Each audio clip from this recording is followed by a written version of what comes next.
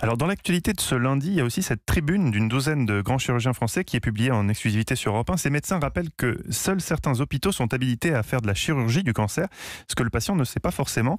Comment on peut s'assurer qu'on va être opéré dans un hôpital habilité pour la chirurgie du cancer? Alors d'abord, il faut vérifier. Alors nous, sur notre site rose-up.fr, il y a la liste de ces hôpitaux-là. Il est aussi sur le site de l'INCa, l'Institut national du cancer, c'est e-cancer.fr.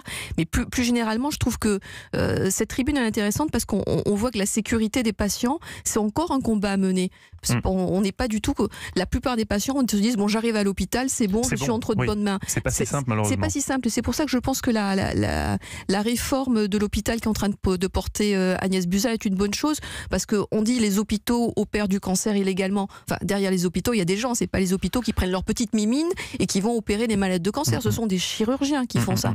Donc je pense que cette réforme de la tarification de l'hôpital va faire que ça sera plus une tarification à l'acte. Pourquoi les hôpitaux opèrent? Tout simplement parce que après l'assurance maladie les rembourse. S'il y a plus de tarification à l'acte, les hôpitaux ils vont pas s'amuser à opérer des gens dont l'opération n'est pas remboursée après.